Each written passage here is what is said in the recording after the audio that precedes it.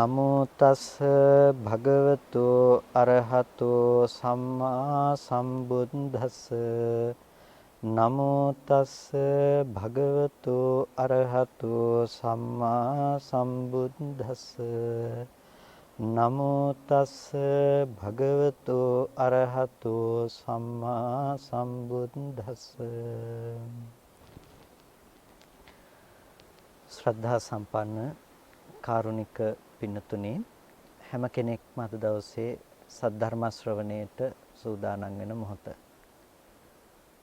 ආවාස පූජාවක් සිද්ධ කරලා ඒ ආවාස පූජාව හා සමගාමීවම ධර්මදේශනාවකුත් සිද්ධ කරන්නටයි කියලා ආරාධනා කරලා මේ දේශනාව මේ වෙලාවේදී සිද්ධ කෙරෙන්නේ. කුසල ධර්ම කියන එක අපි කාගේ ජීවිතවලට බොහෝම වටින දෙයක්. ඒ කුසල ධර්මයන්ගේ විපාකය ලැබෙන්නේ අපිට අපි ඒ ධර්මය අනුව පවත්වන චේතනාව අනුව. ඒ කියන්නේ කුසලයක් සිද්ධ කරනවා කියනකොට එතන පවත්නා චේතනාවනේ අපි කුසලයේ හැටියට ගන්න චිත්තචෛතසික ධර්මයන්. ඒ කුසලයක් ආනිසංස අඩු වැඩි බව තීරණය වෙන්නේ තමන්ගේ හිත මත. එහෙම නැතිනම් අපි කොච්චර මහන්සි වුණාද කොච්චර දේවල් අපි වියදම් කරාද ආදී දේවල් මත නෙමෙයි කුසලයක ආනිසංස තීරණය වෙන්නේ අපේ හිතේ යෙදෙන සිත සහ සිතුවිලි අනුව. හිතේ යෙදෙන සිතුවිලි අලෝභ අද්වේෂ අමෝහ සහගත සිතුවිලි වෙනකොට ප්‍රඥා සම්පන්න සිතුවිලි ආදී උත්කෘෂ්ටව නැගෙනකොට අන්න එතකොට තමයි මේ කුසලයේ බොහෝ ආනිසංසදායක ඊටාම බලවත් කුසලයක් බවට පත් වෙන්නේ. මේ වගේ කුටි පූජාවක් සිද්ධ කළත් ඒ කුටි පූජා ආදී කුසලයන් තුල බොහෝ ආනිසංසදායක ලෙස ඒ කුසලයේ සැකසෙන්නේ කොහොමද කියන එක ගැන අපිට හොඳ දැක්මක් තියෙන්නට ඕනේ, අවබෝධයක් තියෙන්නට ඕනේ.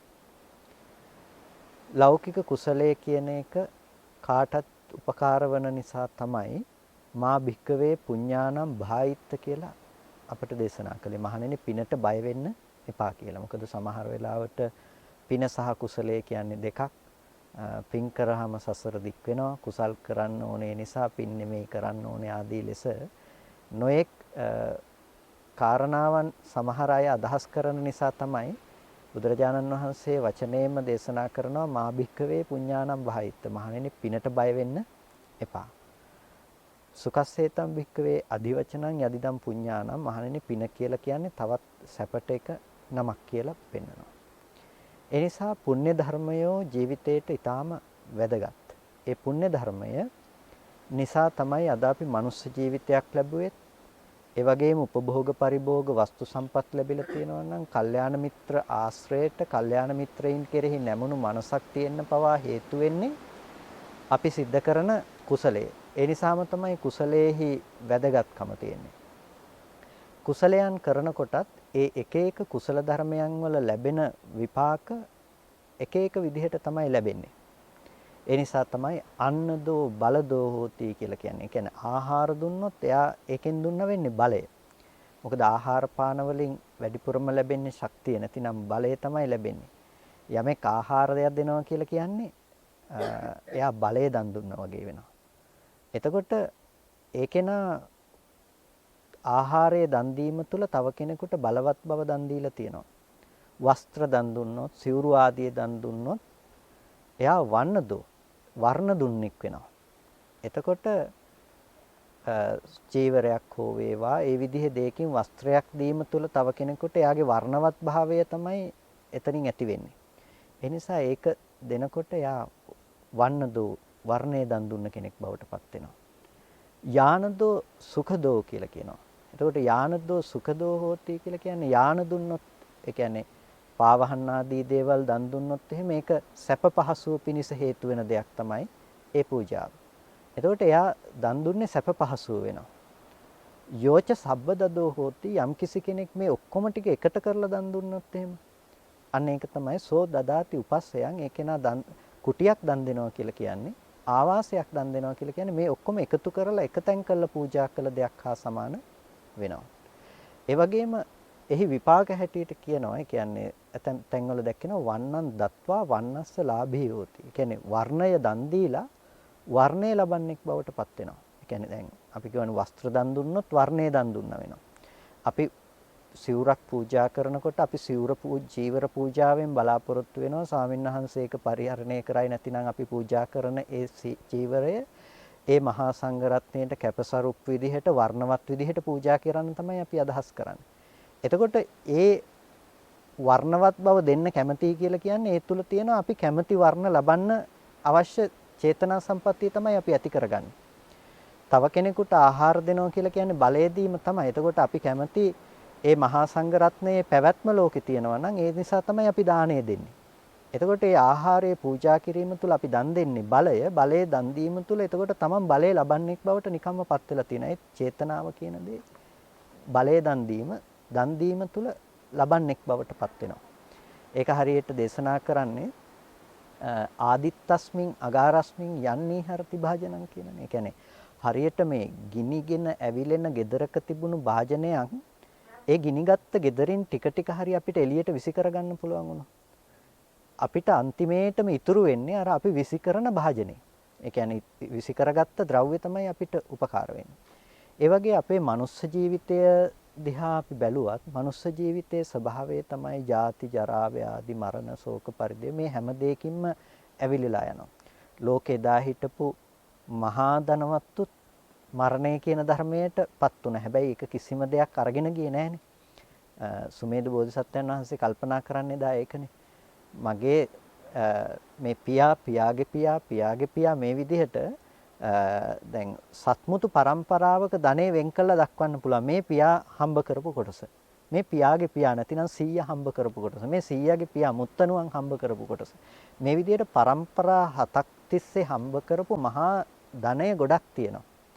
එතකොට මේ ධනය ඔක්කොම දිහා බලලා මෙතුමා කල්පනා කරනවා මේ එකක්වත් අරගෙන යන්න පුළුවන් කමක් තිබ්බේ නැහැ. නේවදවාය දිවන් ඉති මේ ඔක්කොම එකක්වත් අරගෙන යන්නේ නැතු ඔක්කොම මිය පරලෝ ගියා.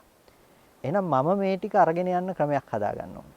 එහෙම කල්පනා කළා තමයි අර ගිනිගත්ත ගෙදරින් එළියට විසි කරගන්න දේ අපිට අද පේන්නේ අපි දෙයක් විසි කරන්න එපා නිසා. එහෙමනේ ලෝකෙ අපිට පේන්නේ අපි දෙයක් විසි කරන්නේ අපිට ඕනේ නැති නිසා. හැබැයි gedara ගිනි ගන්නවා නම් අපි විසි කරපු දේ විතරයි අපිට අවශ්‍ය දේ වෙලා තියෙන්නේ. අන්න ඒ වගේ අපේ ජීවිතයේ ජාති ජරා ව්‍යාධි ආදී දේවල් වලින් ගිනි අරගෙන මේක විනාශ වෙලා යනකොට අපිට උපකාර වෙන්නේ අපි අර විසි කරපු දේ තමයි. ඒ නිසා තමයි කුසලය කියලා කියන්නේ අපි යම්කිසි දෙයක් දාන ධර්මයක් විශේෂයෝ යමක් විසි කළා නම් ඉවත් කළා නම් අපේ ජීවිතෙන් අපි ඒක දෙන්න කැමති වුණා නම් තව කෙනෙකුට ඒ තුල සිද්ධ වෙන්නේ ඒ දේ ලබන්නෙක් බවට අපි નિરાයාසයෙන්මපත් වෙලා තියෙනවා.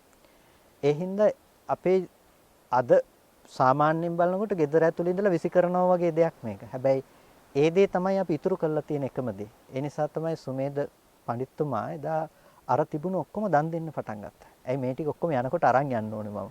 මේ ඔක්කොම තියලා ගියොත් මොකද වෙන්නේ? මට කවදාවත් හම්බෙන්නේ නැහැ. මරුණට පස්සේ එතනින් ඉවරයි. ඒ නිසා ලෝකේ ජීවිතයක ස්වභාවය තමයි අතහැරිලා යන එක.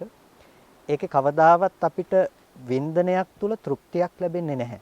ඒකනේ මහා මන්දදාත රජුරෝ මේ ලෝකයේ තුල දීර්ඝායුෂ කාලයක බොහෝ කාලයක් මේ ලෝ රජකම් කරලා ඒ වගේම දිව්‍ය ලෝකෙ ගිහිල්ලා දිව්‍ය ලෝකේ සක්‍රයත් එක්ක සක්‍ර රාජ සම්පත්තියත් බෙදාගෙන කියන්නේ සමහර වෙලාවට මේ කල්පාරම්භක අවස්ථාවල සහ ඒ සමාන යුගවල ඉන්න මිනිස්සු බොහොම කුසලකාමී ඒ වගේම ස්වභාවික කුසලයන්ගෙන් යුක්ත මිනිස්සු. එතකොට දීර්ඝායුෂ්කයි වර්ණවන්තයි වගේම ඒහා සමාන වුණ පුණ්‍ය ශක්තියක් තිබුණාම දිව්‍ය ලෝකෙට ගිහිල්ලා ඒ අය සමග ගනුදෙනු කරනවා. දිව්‍ය ලෝකෙට ගිහිල්ලා රාජ්‍ය ශක්‍රයත් එක්ක ශක්‍ර රාජ්‍යයත් පාලනය කරනවා ශක්‍රයෝ 36 දෙනෙක් මැරෙනකම්. ඒ තරම් දීර්ඝායස ලැබපු කෙනෙක්. හැබැයි එච්චර හිටපු රජුරවන්ට අන්තිමේටම හිතෙනවා මේ දැන් කාලෙන් කාලෙට බෙදාගෙන පාලනය කරන්නේ ශක්‍ර රාජ සම්පත්තිය එක්කෙනෙක් රාත්‍රියට එක්කෙනෙක් දවල්ට වගේ. ඊට පස්සේ හිතනවා මට මොකටද මේ බෙදාගෙන පාලනය කරන්නේ මේ ඔක්කොම මට අයිති කරගන්න පුළුවන් නම් කියලා. ඉතින් දිව්‍ය ලෝකයේ කියන එක පුණ්‍ය ශක්තිය මත පහළ වුණ දෙයක් නෙමෙයි. මේ පාපී චේතනාවත් එක්කම අර සක්‍ර සම්පත්තිය එතනින් අයින් වෙලා එහෙම නැතිනම් ඒ පුණ්‍ය ශක්තිය නිසා ලැබුණු දේ අයින් වෙලා නැවත මේ ලෝකෙට එන්න සිද්ධ වෙනවා. එනකොට මෙහි බොහෝ කාලයක් ගත වෙලා. එතකොට ඇවිල්ලා මේ රජ උයනට ආවහම එතුමාගෙන් අහනවා ඔබට මොකද්ද කියන්න තියෙන්නේ කියලා. එතකොට කියනවා මන්දධාතු රජ්ජුරුවොත් මෙච්චර සම්පත්තියක් තිබුණ මන්දධාතු රජ්ජුරුවොත් කාමයේහි කෙලපැමිණෙන්නේ නැතු. ඒ කියන්නේ කෙලවරකටපත් නොවීම කලුරිය කළා කියලා ලෝකෙට කියන්නේ කියලා. ඒ කියන්නේ දැන් මේ ලෝකේ අනුව වයසක කෙනෙක් නේ. එතකොට එයා මරණයටපත් වෙනවා ඒක කියලා. එතකොට ජීවිතයක ස්වභාවය තමයි අපිට භෞතික සම්පත් මොනතරම් අපි එකතු කළත් ඒ දේවල් තිබුණත් කවදාවත් ඒ තුල අපිට සැනසෙල්ලක් හෝ ඒ තුල කවදාවත් රැකවරණයක් සැලසෙන්නේ නැහැ.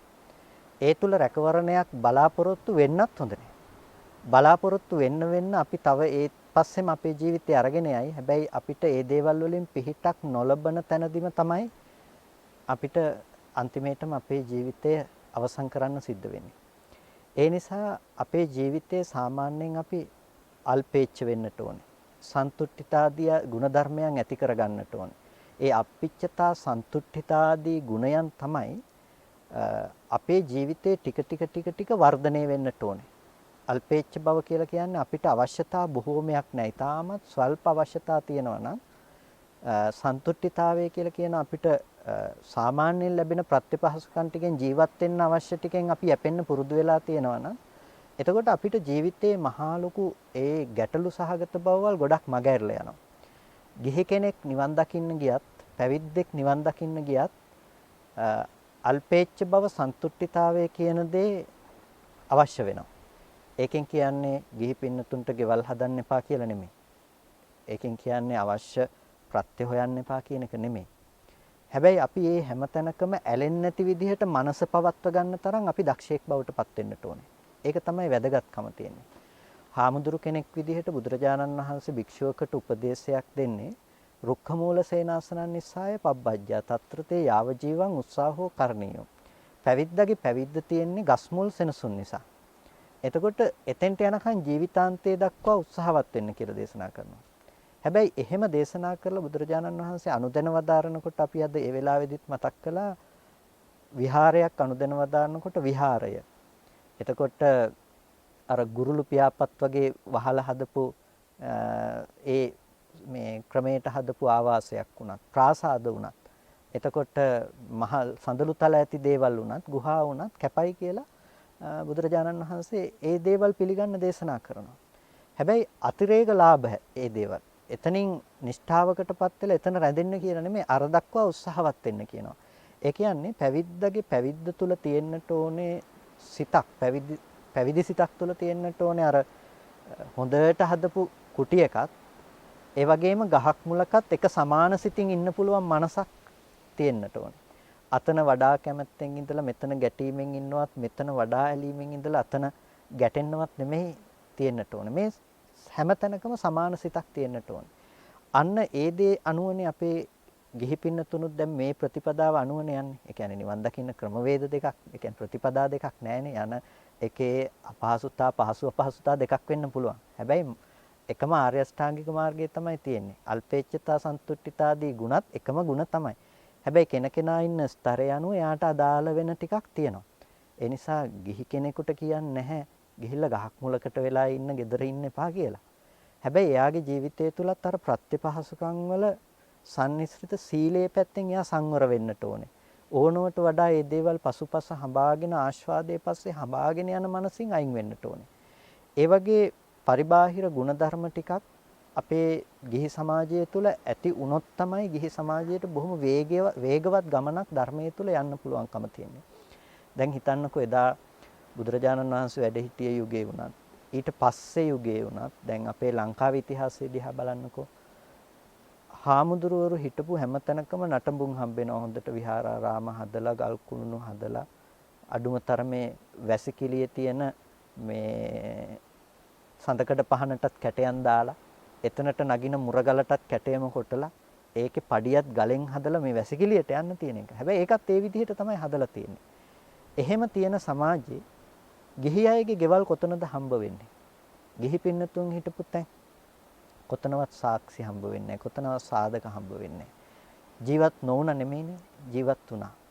ඒ අයට අවශ්‍ය වුණේ එක දෙයයි. ඒ අය තමන්ගේ ජීවිතයේ අල්පේච්ඡව ගොඩනගා ගත්තා. ඒ අයට අවශ්‍ය වුණා තමන් ඒ තුල ලබාගත් නිවීම අනාගතයට තියන්න. ඒක තියන්න කියලා අමුතුවෙන් දෙයක් කරන්න බෑනේ. ඒකට අවශ්‍ය පහසුකම් සපයන්න අවශ්‍ය නිසා වෙහෙර විහාරාරාම පුළුවන් තරමින් ඉතුරු කරලා ගොඩ නැගුවා. හැබැයි තමන්ගේ ජීවිතේ තමන් අල්පේච්ඡව ගත කරගෙන ගියා. අරක පවතින්න තමයි මේ දේවල් හැදුවේ. කල් පවතින්නේ. ඇයි කාලයක් ශාසනය තියෙන්න අවශ්‍ය නිසා. ඒ නිසා ශාසනය කියන දෙයට අදාළ දේවල් ටික තියෙනවා. රජමාලිගාව වගේ පරිපාලන තන්ත්‍රයට අදාළ ටිකකුත් තියෙනවා. හැබැයි එතනින් පරිබාහිරව එදා හිටපු මිනිස්සු හිටපු වාසස්ථාන හම්බ වෙන්නේ නැහැ දැන්. කතාවට කියන්නේ අනුරාධපුරෙන් වහලෙට නගින කුකුලට පොළොන්නරුවෙන් බිමට බහින්න පුළුවන් කියනවා. ඒ තරම් බොහොම සමීපයෙන් ගෙවල් තිබ්බා කියනවා. මහා විහාරයේ අනුරාධපුරයේ හාමුදුරු 3000ක් වැඩ ඉඳලා තියෙනවා. අබේගිරිය හාමුදුරු 5000ක් වැඩ ඉඳලා තියෙනවා.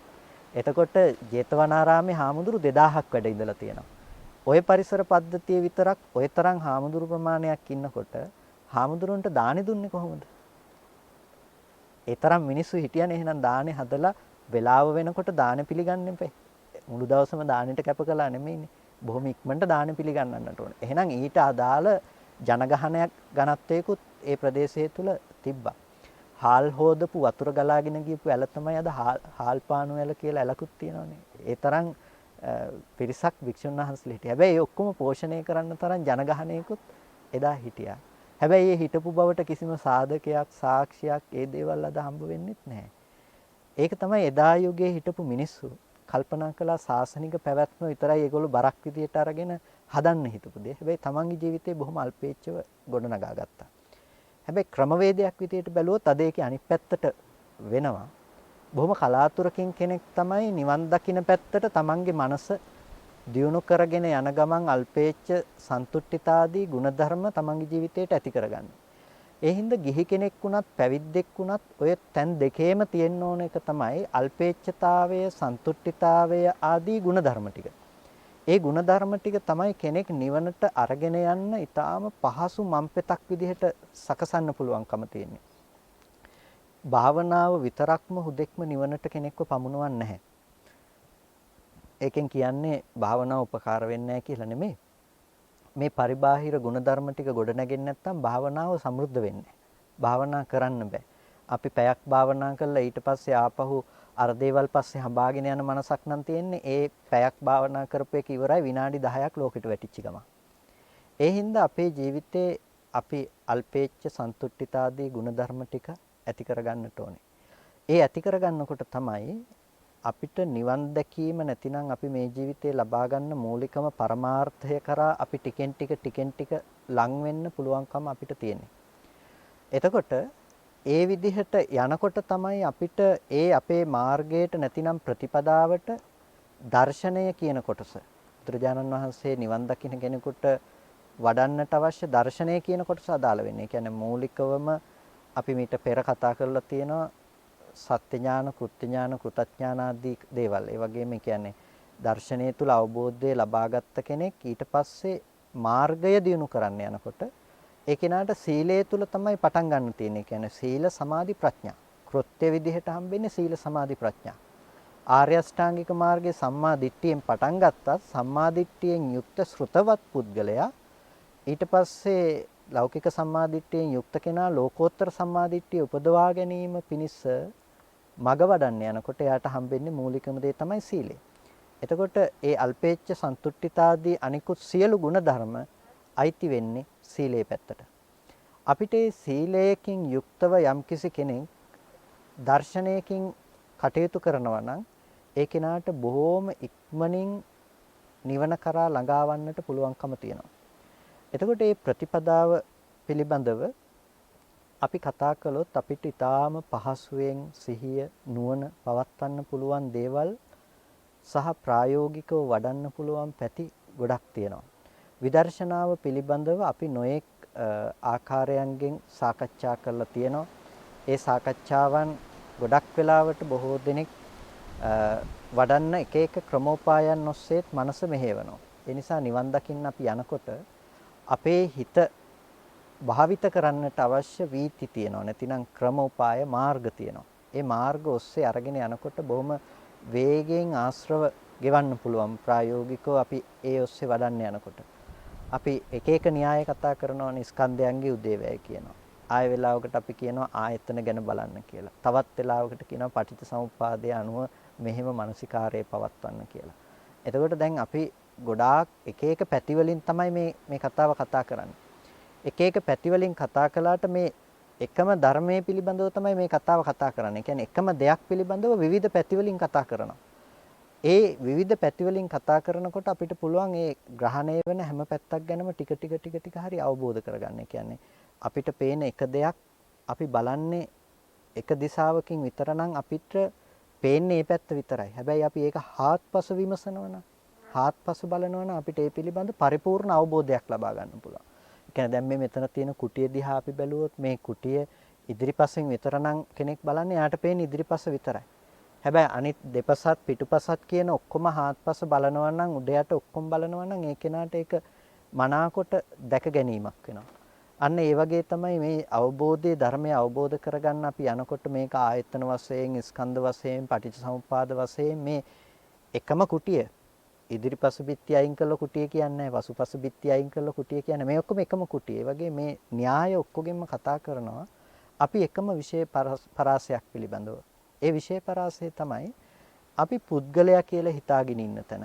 මම කියලා හිතාගෙන ඉන්න තැන අපි පිරිසිඳ දකින්න ඕනේ. එතන දකින්න තමයි අපි විවිධ න්‍යායන් පාවිච්චි කරන්නේ. ස්කන්ධ කියනවා, ධාතු කියනවා, ආයතන කියනවා, මේ එක එක දේවල් කතා කළත් අපි දකින්න ඕනේ මේ පුද්ගල බව කියන එක. බුදුදහම තියෙන්නේ බුදුරජාණන් වහන්සේ පෙන්වුවේ දුකට ප්‍රතිකර්මයක්. ඒ කියන්නේ දුක නැති කරන ක්‍රමයක්. අපිට ප්‍රශ්නේ තියෙන්නේ දුක ඉවත් කරගන්නේ කොහොමද කියන එක ගැන.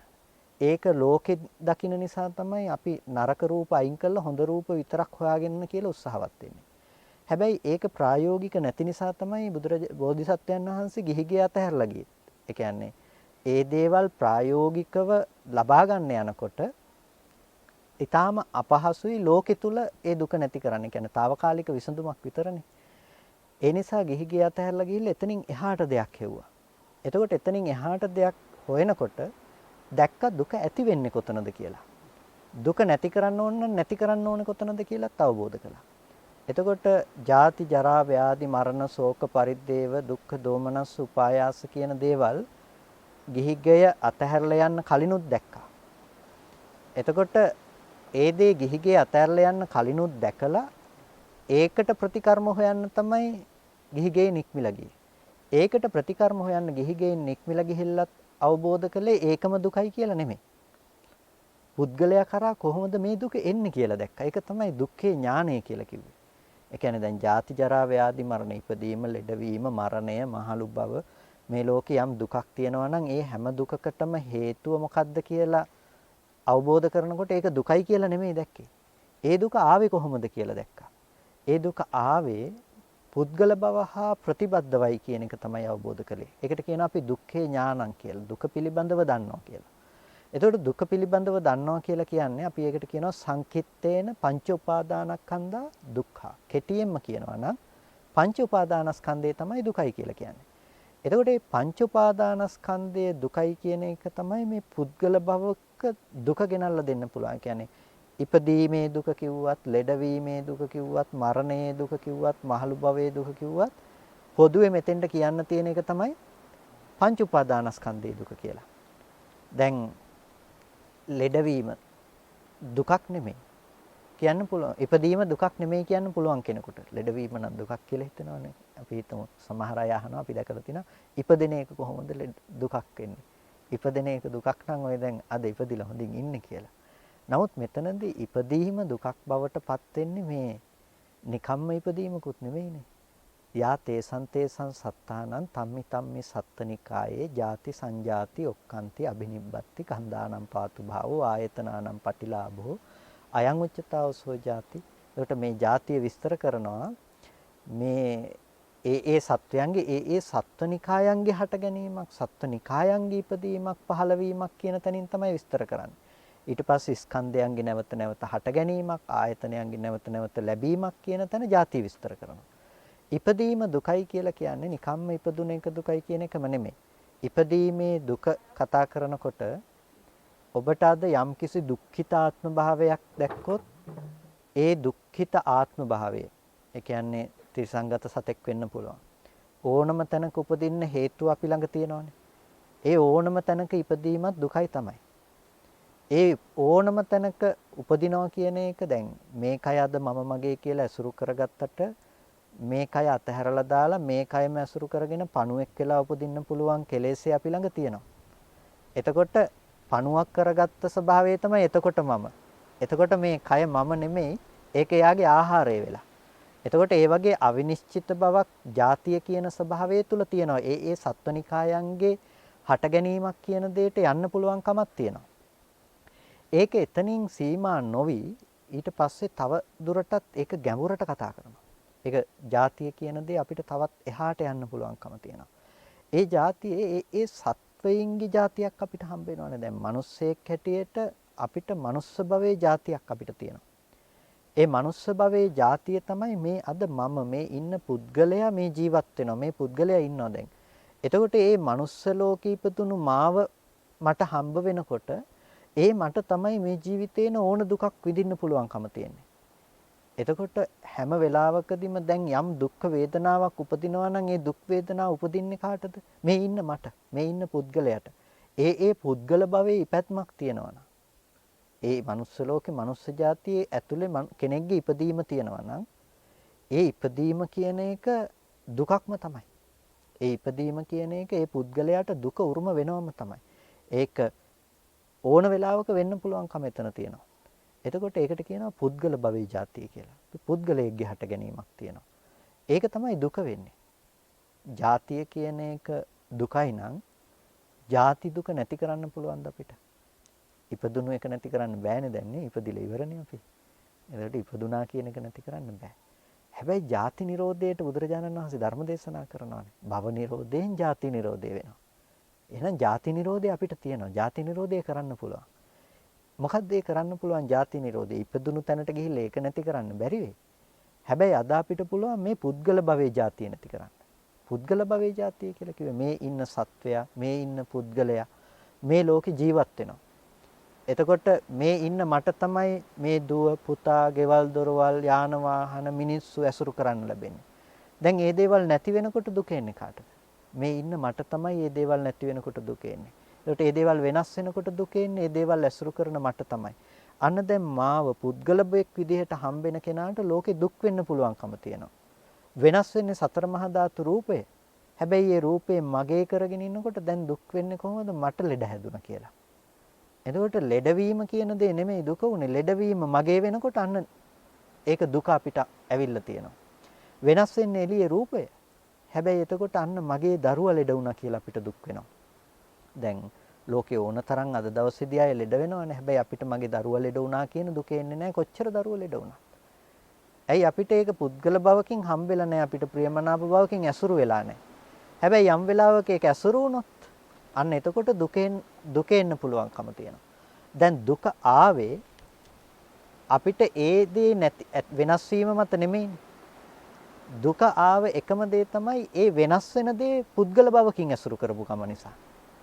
ඒ දේ වෙනස් වෙන කම නිසා දුකයි නම් ඕගොල්ලෝ ලෙඩ වුණා කියලා ඇහෙන ඕනම තැනක දුක එන්න වෙනවා කාට හරි. හැබැයි එහෙම දුක එන්නේ නැහැ. හැබැයි ඒ දේ පුද්ගල භවකින් ඇසුරු වෙනකොට අන්න අපිට දුක එනවා. මම කැමති කෙනෙක් ලෙඩ වුණා කිව්ව ගමන්ම දුක එනවා දැන්. එතකොට දුකට හේතු උනේ කැමති කෙනෙකුගේ ඉපදීම මිසක මේ ලෝකේ ජරාව කියන ධර්මයේ නෙමෙයි නිකම්ම දුක බවට පත් උනේ. අර ඉපදීම නිසාම තමයි එක් පුද්ගලයෙකුගේ ජරාව ලැබුණේ. ඒ නිසා ඉපදීම දුකයි කියලා කියනවා. ඉපදීමේ දුක වෙන්නේ සත්ත්ව පුද්ගල භවක ඉපදීම. කන්දානම් පාතු භාවෝ ආයතනානම් පටිලාභෝ කියලා කිව්වෙත් ඒකමයි. ස්කන්ධයන්ගේ නැවත නැවත මම කරගන්නකම. ආයතන ටික ඇසුරු කරගෙන නැවත නැවත මේ පුද්ගලයා හදා ගන්නකම. එතකොට නැවත නැවත මිනිස්සෙක් කියලා සංකල්පයේ තියෙන මට මනුස්ස භවයේ ಜಾතිය තියෙනවා. මනුස්ස භවයේ ಜಾතිය තියෙනකම් මම මිනිස්සෙකුට විඳින්න වෙන දුක් ටික ඔක්කොම මට විඳින්න වෙනවා තමයි. දවසක් බුදුරජාණන් වහන්සේ පාරක් අයිනේ වැඩ ඉන්නකොට ඇවිල්ලා බමුණෙක් අහනවානේ. ඔබ කවුද කියලා? මිනිස්සෙක්ද? නෑ. දෙවියෙක්ද? නෑ. එහෙනම් යක්ෂයෙක්ද? නෑ. එහෙනම් බ්‍රහ්මයෙක්ද? නෑ. එතකොට බුදුරජාණන් වහන්සේ දේශනා කරනවා මම මිනිස්සෙක් නම් මිනිස්සෙක් කියන්න අවශ්‍ය කෙලෙස් ටික මගේ ළඟ තියෙන්න ඕනේ. මම දෙවියෙක් කිව්වොත් දෙවියෙකුට අවශ්‍ය කෙලෙස් ටික මගේ ළඟ තියෙන්න ඕනේ. මම යක්ෂයෙක් නම් යක්ෂයෙකුට අවශ්‍ය කෙලෙස් ටික තියෙන්න ඕනේ. මම බ්‍රහ්මයෙක් නම් බ්‍රහ්මයෙකුට අවශ්‍ය කෙලෙස් ටික තියෙන්න ඕනේ. හැබැයි ඒ එකම තැනකවත් හට ගැනීම නැත්නම් ඒ එකම තැනකටවත් අදාළ කෙලෙස් ටික නැත්නම් මට දෙවියෙක්වත්, මිනිස්සෙක්වත්, බ්‍රහ්මයෙක්වත්, යක්ෂයෙක්වත් මොකක්වත් කියන්න සුදුසු නැහැ. ඉතින් සාමාන්‍ය බමුණන් ටිකක් වික්ෂිප්ත වෙන උත්තරයක් නෙමේ. දෙවියෙක්ද කියලා ඒත් නැහැ කියනවා. මිනිස්සෙක්ද කියලා ඒත් නැහැ කියනවා. යක්ෂයෙක්ද ඇහුවාම ඒත් නැහැ කියනවා. බ්‍රහ්මයෙක්ද ඇහුවාම ඒත් නැහැ කියන එහෙනම් කවුද? එතකොට අපිට තේරුම් ගත යුත්තේ තමයි මේ පුද්ගල භව කියන දේ පනවන්නේ, පුද්ගල භව කියන දේ කතා කරන්නේ කෙනකෙනා සතුව තියෙන කෙලෙසයකට සාපේක්ෂව. එතකොට මේ ලෝකේ මේ තියෙන දේවල් උපාදාන වශයෙන් ගත්ත මට මනුස්ස බවක් තියෙනවා දැන් අද. ඒ මනුස්ස බව නිසා මිනිස්සෙකුට අදාළ කෙලෙස් ටිකක් පවත්වනවා. දැන් කෙලෙස් ටික නිසා මිනිස්සෙකුට අදාළ දුක මට ඒ විදිහටම විඳින්න සිද්ධ වෙනවා. එතකොට මිනිස්සෙකුට අදාළ දුකේ හිමිකරුව බවට පත් උනේ මේ ලෝකේ අනිත් දේවල් වෙනස් වෙලා යන නිසා නෙමෙයි. මිනිස්සෙකුට අදාළ කෙලෙස් ටික මම පවත්වන නිසා. එහෙනම් දුක නැති කරන්න ඕනේ නම් මට කරන්න තියෙන්නේ ලෝකේ තියෙන හැමදේම වෙනස් නොවන විදිහට පවත්වා ගැනීම නෙමෙයි. අපි කරන්න යන්නේ ලෝකේ තියෙන දේවල් වෙනස් නොවි පවත්ව ගන්න එකට. හැබැයි අපි කරන්න අත්‍යවශ්‍ය දේ තමයි ලෝකේ තියෙන දේවල් වෙනස් නොවි පැවැත්වීම නෙමෙයි ලෝකේ තියෙන වෙනස් වෙන දේවල් මම මගේ කියලා හම්බෙන මානසික මට්ටම වෙනස් කරගන්න එක. අන්න ඒ මානසික මට්ටම වෙනස් කරගත්තොත් ලෝකේ ඒ කෙනාට දුක එන පැත්ත වැහෙනවා. ඇයි එයාගේ මනසට දෙයක් හසු වෙන්නේ නැහැ. මනසට දෙයක් හසු වෙන්නේ නැති වෙනකොට එයාට දුක උපදින්න තැනක් නැහැ. ඒ නිසා බුදුරජාණන් වහන්සේ දේශනා කරන්නේ අපිට දුක නැති කරනවා කියනවට වඩා හොඳයි දුක නූපදින මගක් කියන එකට. ඒ කියන්නේ දුක හටගන්න තියෙන හේතුවම නැති කරලා දාන්න.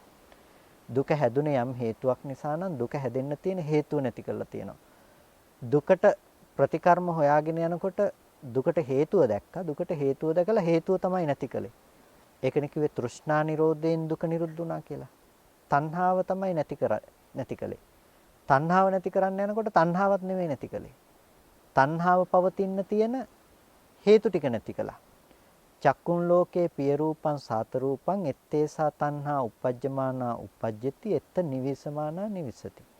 ඇස ලෝකයේ ප්‍රිය ස්වභාව දෙයක් තණ්හාව උපදින්නේත් එහි පවතින්නේත් එහි. එතකොට ප්‍රියමනාප බව තියෙන්නේ ඇහැ ළඟ, තණ්හාව උපදින්නෙත් ඇහැ ළඟ, තණ්හාව පවතින්නෙත් ඇහැ ළඟ තමයි. ඒ වගේම රූප ලෝකේ ප්‍රියසාත දේවල් තණ්හාව උපදින්නෙත් එතන, තණ්හාව පවතින්නෙත් එතන. එතකොට ඇහැ රූප කියන මේ දෙක ළඟ තමයි තණ්හාව උපදින්නෙත්, තණ්හාව පවතින්නෙත් කියන මේ දෙකම සිද්ධ වෙන්නේ ඇහැ රූප කියන දේ තුළ. කන ශබ්ද කියන මේ දෙක ළඟ. ඊට පස්සේ නාසය සහ ගන්ධය, දිව සහ රස, කය සහ ස්පර්ශය කියන ටික තුළ. ඔය ටික නැතුව සැපේන පැත්තක් ගැන හිතන්න පුළුවන්ද? බැහැ. අපි යම් දෙයක් සැපයි කියලා කල්පනා කරනවා නම් එක්කෝ අපි කැමති රූප, කැමති ශබ්ද, කැමති ගන්ධ, කැමති රස, කැමති ස්පර්ශ කියන මේ දේවල් වලින් සමන්විත දෙයක් ගැන තමයි අපි කල්පනා කරන්නේ. ඒ කියන්නේ අපි රූපය පැත්තේ සැප ඇති බව හිතමින් සැපවත් රූප ලැබීම පිණිස කටයුතු කරන මානසික මට්ටමක අපි ජීවත් වෙනවා. අන්න ඒකට කියනවා කාමසුකල්ලිකානු යෝගය කියලා. ඒ කියන්නේ එළියේ සැප තියෙනවා, තියෙන සැප ලබා ගැනීම පිණිස කටයුතු කරනවා. යම් විදිහකින් කෙනෙක් අවබෝධ කළොත් ඔය සැපයයි කියලා තමන් තුළම පවතින සංකල්පමේ දෙයකට රැවටෙනවයි කියලා එතකොට අන්න ඒක පෙන්නලා දෙනකොට එයා සැප හොයාගෙන යෑම පිණිස බාහිර ලෝකෙට නැඹුරු වෙන්නේ නැහැ. මොකද එයා දකිනවා ඒ සංකල්පමේ වශයෙන් හදාගන්න තැන තියෙන ඇත්ත. ඒ නිසා අපි බොහෝ වෙලාවට කතා කරලා තියෙන අර සූත්‍රයක් තියෙන කුම්මෝපම සූත්‍රය. අර ඉබ්බගේ කතාව. දවසක් ඉබ්බෙක් යනකොට නරියා දකින්න නරියෙක් එනවා. නරියා දකින්න ඉබ්බව, ඉබ්බත් දකින්න නරියව. ඉබ්බ කල්පනා කරනවා අද නරියා හිතනවා ඇති මගේ කෑල්ලක් හරි කඩාගෙන කනවා කියලා. මම නම් එකක්වත් එළියට දාන්නේ නැහැ, ඔක්කොම අකුල ගන්නවා කියලා ඉබ්බ කල්පනා කරනවා. නරියා කල්පනා කරනවා ඉබ්බෙක් එනවා අද නම් අතක් පයක් හරි එළියට දැම්මොත් එකක් හරි කඩාගෙන කනවාමයි කියලා. ඉතින් මේ දෙන්න හම්බෙලා නරියා බලාගෙන ඉන්නවා ඉබ්බ එකක් හරි දායි කියලා. ඉබ්බ එකක්වත් දාන්න නැති ඉබ්බත් ඉන්නවා. අන්තිමේටම නරියා බලන් ඉඳලා ඇති වෙනකම් බලන් ඉඳලා යනවා යන්නේ. බුදුරජාණන් වහන්සේ දේශනා කරනවා කුම්මෝව අංගානි සකේ කපාලේ සමෝදහම් බික්ඛු මනෝ විතක්කේ. ඉබ්බා හරියට තමන්ගේ කටුව ඇතුළට අවයව ටික අකුල ගත්තා වගේ අපිට කියනවා මනෝ විතර්ක ටික හකුලව ගන්න කියලා. මනෝ විතර්ක කියලා කියන්නේ හිතේ පවතින විතර්ක, හිතේ පවතින සිතුවිලි. එතකොට හිතේ පවතින විතර්ක මොනවද අපිට? අපිට හිතේ පවතින විතර්ක තමයි ගෙවල් දොරවල් අම්මා තාත්තා දුව පුතා යාන වාහන මේවා හොඳ දේවල් මේවා නරක දේවල් මේ ඔක්කොම මනෝ විතර්ක. මේ මනෝ විතර්ක එළියට දානවා කියන්නේ මොකද්ද? මනෝ විතර්ක එළියට දානවා කියලා කියන්නේ අර හිතේ පවතින සංකල්පමය වශයෙන් ඇති කරගත්ත දේ අපි බාහිර ලෝකේ පවතින දෙයක් කියලා හිතනවා. ඒ කියන්නේ දැන් අම්මා කියලා අපි දන්නේ අම්මා කියලා අපි හිතන්නේ බොහෝ කාලයක් තිස්සේ අපි ඇසුරු කරපු සංකල්පනාවක් නේ. පුංචි කාලේ ඉඳලා අපි දැකලා අම්මා කියලා ඇසුරු කරපු දේ නිසා අපිට ඒක සංකල්පමය වශයෙන් තියෙනවා. හැබැයි පුංචි කාලේ ඉඳලා දැකපු දේ දැන් ඇත්තේ නැහනේ. හැබැයි අපි දැන් හිතේ තියෙන සංකල්පනාව අපි දකින්නේ අර එළියේ තියෙන දේ හැටියට. අන්න අපේ මනෝ විතර්කය අපි එළියට දානවා. අම්මම වෙන්න ඕනේ නැහනේ අම්මා කියන්නේ. අපි සාමාන්‍යයෙන් ඒ කියන්නේ මනෝ විතර්ක කියන දෙයට වස්තු වෙන විශේෂ වෙනස් වෙන්න පුළුවන්. පුංචි කාලේදී ඒ නිසා වෙන කෙනෙක් හදාගත්තත් ඒත් අම්මා කියලා කියනවා. මම පුංචිම කාලේ අපේ කිරියම්මලගේ ගෙදර ඇවිල්ලා ටික දවසක් ඒ කියන්නේ ආච්චිලගේ ගෙදර ඇවිල්ලා ටික කාලයක් හිටියේ ඉඳලා තියෙනවා මාසෙකමාරක් විතර. ඉඳලා ඊළඟට අම්මාවට පස්සේ මේ ඔයා නෙමෙයි මගේ අම්මා මේ ඉන්නේ කියලා මම ආච්චි ළඟට යනවා. ඉතින් එතකොට දැන් ඒ වෙලාවේදී ගත්තොත් මගේ ඇත්තම අම්මා මට කොච්චර කිව්වත් ආච්චි තමයි. ඇයි එතකොට ඒ දැකලා ඒ අම්මා විදිහට ඇති වෙලා තියෙන සංකල්පනාව. එතකොට අපි අම්මා කියලා ඇසුරු කරන්නේ සංකල්පමය වශයෙන් හදාගත්ත දෙන්නේ. සංකල්පමය වශයෙන් හදාගත්ත දේ අපි හැම වෙලාවකදීම පතිත කරනවා බාහිර රූපෙට. ඒක හරියට අර ප්‍රොජෙක්ටර් එකක් බිත්තියට දාලා චිත්‍රපටියක් බලනවා වගේ. ඒ කියන්නේ තිරයට ප්‍රොජෙක්ටර් එකකින් චිත්‍රපටියක් දැම්මට පස්සේ ඒ විදිහට ප්‍රක්ෂේපණය නැතිනම් ඒ ප්‍රොජෙක්ටර් අපි බලනකොට ප්‍රොජෙක්ෂන් එකෙන් බලනකොට අපිට පේනවා ලස්සන රූප, ලස්සන දේවල් එහෙට මෙහෙට යන දේවල් අපිට පේනවා. ඇත්තම කතාව ගත්තොත් අපි බලන් ඉන්නේ මොකක්ද දිහාද?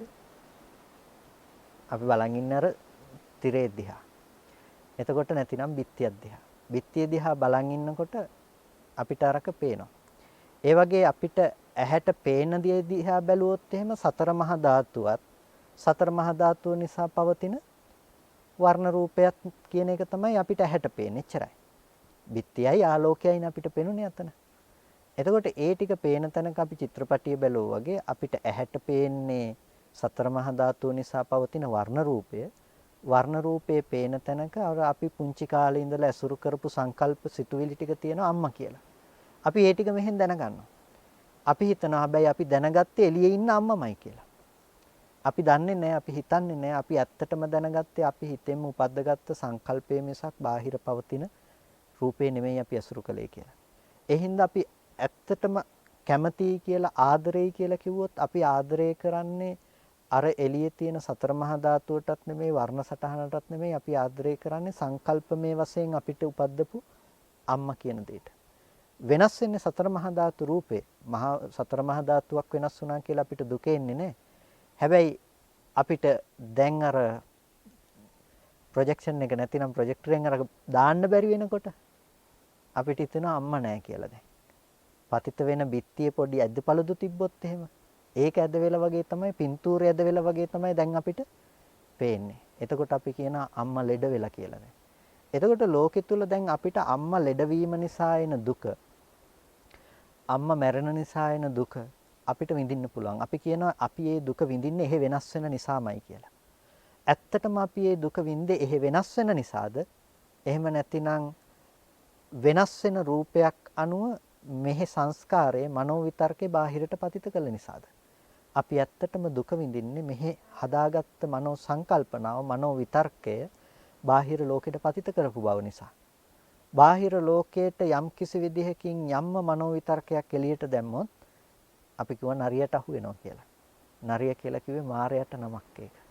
මාරයට නමක් කියනකොට ඒක කිලේශ මාරයටත් වෙන්න පුළුවන්, ස්කන්ධ මාරයටත් වෙන්න පුළුවන්, එතකොට මෘත්‍යු මායя ඉක්මවා මරණය කියන දේ නොඉක්මවන මට්ටමක් වෙන්නත් පුළුවන්. දේවපුත්ත මායя ඉක්මවා යන්නේ නැති මට්ටමක් වෙන්නත් පුළුවන්. එතකොට අපි මායяගේ විශ්ේ කොහෙන් ගියත් ඉන්නේ. ඒ කියන්නේ තව කෙනෙක් යටතේ තමයි අපි ජීවත් වෙන්නේ. ඇයි දැන් අපිට සිද්ධ වෙනවා තව කෙනෙක් යටතේ බොහෝම කල්පනාකාරීව ජීවත් වෙන්න. ඇයි මේ සංකල්පනාව පවත්වන්න නම් අපිට බාහිර වස්තු රකින්න එපේද? ඒ නිසා අපිට ඒක ලෙඩ නොවි තියාගන්න ඕනේ. ලෙඩ වුණොත් ඒකට අප උපස්ථාන කරන්න ඕනේ. ගොඩක් දේවල් තියෙන අපිට කරන්න. හැබැයි අපිට ඒත් පුළුවන් සීමාව ඊටාම ස්වල්පයි. වෙනස් වෙන දේ වෙනස් වෙනවා. එතකොට ආයේ දුක කියන දේ එනවා. එතකොට අපිට මෙන්න මේ විදිහට දුක කියන දේ හදාගෙන දුක කියන දේ උපද්දගෙන ජීවත් වෙන ලෝකේ බුදුරජාණන් වහන්සේ පෙන්වුවා මේක දකින්න හොඳටම මේ දෙකක් කරලා. තමන්ගේ මනෝවිතර්ක එළියට දාන්න එපා. ඉබ්බට අර තමන්ගේ අංග ටික අතපය ඔළුව වලිගේ එළියට දාන්න නැතුව ඇතුළට දාගත්තා වගේ කටුව ඇතුළට අකුලව ගත්තා වගේ මේ මනෝවිතර්ක ටික එළියට දාන්න නැතුව ඇතුළේ තියාගන්න කිව්වා. ඇතුළේ තියාගන්න කියලා කිව්වේ නුවණින් මේ ටික වෙන් කරගන්න. එළියට දාන්න එපා. එළියට දාන්න එපා කියලා කියන්නේ මේ මනෝවිතර්කය එළිය අර බොහෝ කාලයක් තිස්සේ තියෙන දෙයක් හැටියට මෙනෙහි කරන්න එපා. ඒක මනෝවිතර්කයක් හැටියට දකින්න. එළියේ තියෙන දේ එතකොට අපිට පේනවා අපේ සංකල්පනාව පවත්වන්න බැරි දෙයක් හැටියට. මහා භූත රූපය හෝ වර්ණ සටහන කියලා කියන්නේ අම්මා නෙමෙයිනේ. පඨවි ධාතුව අම්මද, ආපෝ ධාතු, තේජෝ ධාතු, වායෝ ධාතුව, එහෙම නැතිනම් ඒ නිසා හැදුණු පාට ටික වර්ණ සටහන ඒකක්වත් අම්මා නෙමෙයි. එතකොට සතර මහා ධාතු සහ වර්ණ සටහනකින් තොර දෙයක් අද අපිට හම්බ වෙන්නෙත් නැහැ නේතන තිබෙලා. අතීතේ හම්බ වුණෙත් නැහනේ. එතකොට ඒ ටිකම විතරයි පැවතුනේ එකම ටික. අතීතය ආවෙත් ඒ විදිහේම අනාත්ම ධර්මතා ටිකක්. වර්තමානයේ හම්බෙන්නෙත් ඒ ටිකක්. අනාගතේට හම්බෙන්නෙත් ඒ ටිකක්. එතකොට ඒ ටික ඇති තැනකනේ අපි මෙහෙත් අම්මා කියලා උපද්ද ගන්න කියන එක දකිනකොට Tamanට පේනවා Tamanගේ සංකල්පනාව වැරදි කියලා. Tamanගේ සංකල්පනාව වැරදි කියලා කියන්නේ Tamanට මේක පතිත කරන්න තැනක් නැහැ. අපිට ප්‍රොජෙක්ටර් එකක් අරගෙන අපිට බිත්තිය තිබ්බොත්නේ අපි බිත්තියට ගහලා බලන්නේ ඒක. හැබැයි බිත්තිය නැත්තම් නිකම්ම අහසට ගැහුවට අපිට පේනවද? අහසට ගැහුවට ඒ දේ පේන්නේ නැහැ. ඇයි පේන්නේ නැත්තේ? ඒක පතිත වෙන්න තැනක් නැහැ. අන්න ඒ වගේ අපේ මනෝවිතර්කේ පතිත වෙන්න තැනක් නැත්තම් ඒකට කියනවා අනුපට්ඨිතයි කියන. නැතිනම් පතිට්ඨිත නැහැ කියලා කියනවා. එතකොට අපතිට්ඨිත කියලා කියනවා. අපතිට්ඨිත කියන්නේ පතිට්ඨිත නැහැ කියන පිහිටා සිටින්න තැනක් නැහැ කියලා. පිහිටා සිටින්න තැනක් නැති වෙනකොට ඒක එතනම හටගෙන එතනම නිවි යන දෙයක් බවට පත් වෙනවා මිසක තව තැනකට යන්නේ නැහැ. අපේ හිත හැම වෙලාවකදීම එක්ක රූපය අසුරු කරගෙන ජීවත් වෙනවා. ඒ නිසා තමයි අද අන්න කපුටෙක් කියලා කියනකොට කපුටෙක් ගැන ඔයගොල්ලන්ට හිතේ මැවිලා පේනවා. එතකොට මොකක් හරි සින්දුවක් හරි මොකක් හරි ශබ්දයක් ගැන කිව්වොත් ඔයගොල්ලන්ට ඒ ශබ්දය ගැන හිතන්න පුළුවන්කම තියෙනවා. ගන්ධයක් රසයක් ගැන කිව්වොත් ස්පර්ශයක් ගැන කිව්වොත් ඒක අනුව ඔයගොල්ලන්ට හිත පවත්වන්න පුළුවන්කම තියෙනවා. ඇයි? ඒකට තමයි කියන්නේ අපි මනෝවිතර්ක සම්පූර්ණයෙන්ම එළියට දාලා තියෙනවා. ඒ ඔක්කොම එළියේ තියෙන්නේ කියලා. ඒ කියන්නේ අපි ඉන්නේ මායාවේ විශ්ේම තමයි හැම වෙලාවකදීම. මේ මනෝවිතර්ක ටික හැකිලෙනවා නම් යම් විටක අපිට පේන්නේ හටගත්තු රූපේ ඉතුරු නැතුව නැති වුණා. ඒ රූපේ අතීතයේ ඉඳලා මේ මොහොතට පැවැත්මක් නැහැ. මේ මොහොතේ ඉඳලා අනාගතයට පැවැත්මක් නැති බව අපිට පේනකොට අපිට පේනවා රූපය පුද්ගල බවක් නැහැ කියන එක. ඒ කියන්නේ ඉන්න මට තව අය හම්බෙලා නෙමෙයි. මට ලෝකයේ ගොඩ නැගිලා නැහැ. මේක ඇතුලේ කතා කරන්න පුළුවන් ගොඩාක් දේවල් තියෙනවා. ගොඩාක් කාරණා බොහොම සියුම්ව දැස ගන්න තැන් තියෙනවා. මොකද පුද්ගල බව කියන එක මම මගේ කියලා ගත්තකම නිකම්ම උපදින්නේ අපිට හැම වෙලාවකදීම ස්පර්ශ ආයතන 6කම එකතුවක් තමයි හම්බ වෙන්නේ. ස්පර්ශ ආයතන 6ෙම එකතුවක් කියලා කියන්නේ කනට ඇහෙන්නේ පුංචි ශබ්ද මාත්‍රයක් වෙන්න පුළුවන්. ශබ්ද මාත්‍රයක් හම්බෙන තැනක ශබ්දයට ප්‍රතිචාර දක්වන්නේ එළියට දාන්න එකක් නෙමෙයි අපි. එළියට දාන්නේ ඇහක් තියෙන, කනක් තියෙන, නාසයක් තියෙන, දිවක් තියෙන, කයක් තියෙන මට තමයි සද්දය ඇහුනේ. අර ආයතන ටිකේ ඔක්කොගේම අත්දැකීම තියෙන මට තමයි සද්දය ඇහුනේ. පේන්නේ වර්ණ සටහනක්. වර්ණ සටහන පේන තැනක අර ආයතන ටික ඔක්කොගේම අත්දැකීම තියෙන මම තමයි මේ රූපේ දැක්කේ. එතකොට අර රැස් කරගන්න ආයතන 6ෙන්ම රැස් කරගන්නව පුද්ගල බව එන්න පුද්ගල බව තර වෙනවා. පුද්ගල බව තර වෙනවා කියලා කියන්නේ ජාතිය නැතිනම් දුක එන්න පුළුවන්කම එන්න ලොකු වෙනවා කියන එක. එතකොට අපිට අරමුණු කරන්න තියෙන විෂය යම් පමණකට තියෙනවා නම් එපමණකටම අපිට දුක ගේන්න පුළුවන් වටපිටාව තියෙනවා.